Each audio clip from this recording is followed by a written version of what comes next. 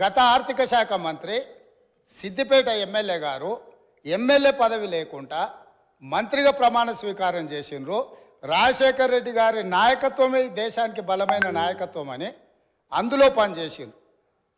మూడవది పోతిరెడ్డిపాడు పొక్క పెద్దది చేసినప్పుడు కీర్తిశేషులు నాయన్ నరసింహారెడ్డి గారు కడప జిల్లా ఇన్ఛార్జ్ మినిస్టర్. ఆ రోజు కొట్లాడింది పోతిరెడ్డిపాడు మీద కీర్తిశేషులు పి జనార్దన్ రెడ్డి గారు. పోతిరెడ్డిపాడు పొక్క పెద్దది చేసినప్పుడు ఇక్కడ ఉన్నోళ్ళు ఎవరు ప్రాణత్యాగాలు చేస్తామని ఎవరు కొట్లాడలే, ఎవరు మాట్లాడలే. సొంత పార్టీ సొంత ప్రభుత్వం ఉన్న తెలంగాణ ప్రజల హక్కులను భంగం కలిగించొద్దు, కృష్ణానది జలాలలో మా వాటా మాకు ఉండాలి, మా వాటాను ఎవరు తీసుకెళ్ళినా మేము ఒప్పుకోమని కొట్లాడింది ఆనాటి నాయకుడు పి జనార్దన్ రెడ్డి గారు మాట్లాడినారు తప్ప వీళ్ళు కాదు. కాబట్టి ఈరోజు వీళ్ళందరూ ఏ పాలకుల గురించి మాట్లాడుతున్నారో ఆ పాలకులు ఇప్పుడు మాట్లాడుతున్న పెద్దలు ఎట్లెమ్మెల్యేనరు? వాళ్ళ తండ్రి గారి గురువైన చంద్రబాబు నాయుడు గారి పార్టీతో పొత్తు పెట్టుకుంటే ఆ పార్టీ మద్దతుతో ఆ కడువ కప్పుకొని సిరిసిల్లలో కష్టపడి పనిచేసి నిర్మించుకున్న చీమలు పెట్టిన పుట్టలో పాములు దూరినట్టు కేకే మహేందర్ రెడ్డి అక్కడ పార్టీని నిర్మించుకొని తెలంగాణ ఉద్యమంలో పాల్గొని తెలంగాణ ఉద్యమంలో ముందు భాగం నుండి నిలబడి కొట్లాడితే ఎన్ఆర్ఐ అంటే నాన్ రిలయబుల్ ఇండియన్ కింద మేనేజ్మెంట్ కోటాలో ఇక్కడికి వచ్చి టికెట్ తీసుకొని అక్కడ ఆ కేకే మహేందర్ రెడ్డి గారిని అన్యాయం చేసి ఈరోజు ఇక్కడికి వచ్చిండ్రు. కాబట్టి ఈరోజు గతం గురించి అధ్యక్ష ఒకవేళ మా మిత్రులకు వాళ్ళకు అంతగా గతం గురించి చర్చించాలనే ఆలోచన ఉంటే ఒక రోజు మొత్తం తమరు సమయం ఇవ్వండి. తప్పకుండా జూన్ 2, 2014 కంటే ముందు జరిగిన 55 సంవత్సరాల పరిపాలన మీద సంపూర్ణమైన చర్చ ఇక్కడ పెడదాము. ఈరోజు ఇక్కడ జరుగుతున్న చర్చ జూన్ 2, 2014 నుంచి జరిగిన పరిపాలన, చేసిన విధ్వంసము, నాయకత్వం యొక్క వ్యవహార శైలి మీద మనం ఈరోజు మాట్లాడుకుంటున్నాము.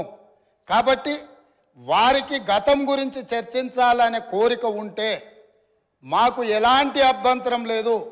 గతంలో జరిగిన పరిపాలనలో ఇక్కడున్న వాళ్ళకి చాలామందికి పాత్ర లేకపోవచ్చు, కానీ అక్కడున్న వాళ్ళకు చాలామందికి పాత్ర ఉంది. ప్రత్యక్షంగా మంత్రులు చేసిండ్రు.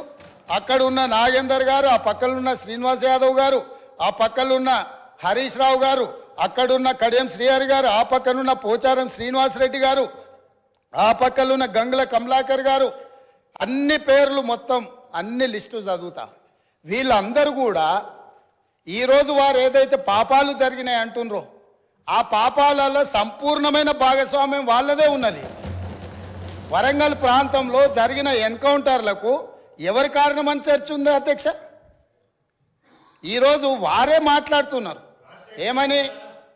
ఏమని గవర్నర్ ప్రసంగంలో మొత్తం కాంగ్రెస్ పార్టీ మేనిఫెస్టోనే పొందుపరిచిండ్రని చాలా సీనియర్గా పనిచేసిండ్రు మంత్రులుగా. గవర్నర్ గారి ప్రసంగము పార్టీ యొక్క ఎన్నికల మేనిఫెస్టోను మంత్రివర్గంలో చర్చించి మా ప్రభుత్వం యొక్క భవిష్యత్ కార్యాచరణను మంత్రివర్గం ఆమోదం చేసిన తర్వాతనే గవర్నర్ గారు ప్రసంగిస్తారు.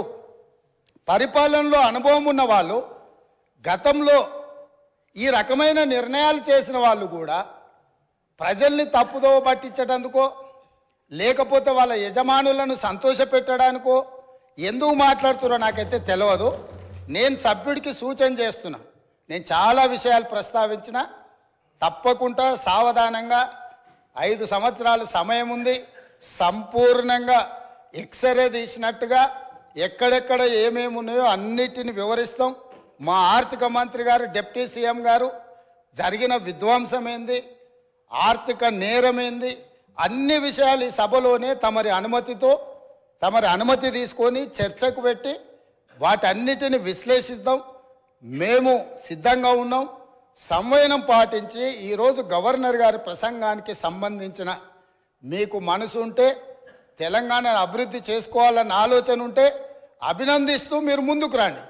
లేదు మేము ఇట్లనే ఉంటామంటే పిల్లి శాపనార్థాలకు ఉట్లు తెగిపడవు. ఈ శాపనార్థాలు పెడుతూనే ఉంటారు జీవితకాలం.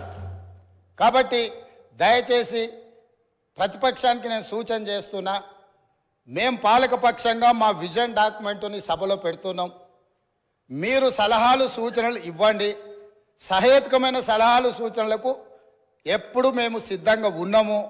ఎందుకంటే ప్రతిపక్షాలను గౌరవించడం అనే సాంప్రదాయం కాంగ్రెస్ పార్టీకి మొదటి నుంచి ఉంది, ఇప్పుడు కూడా ఉంది. ఆ సాంప్రదాయాన్ని కొనసాగిస్తామని మీ ద్వారా వారికి తెలియజేయదలుచుకున్నాం.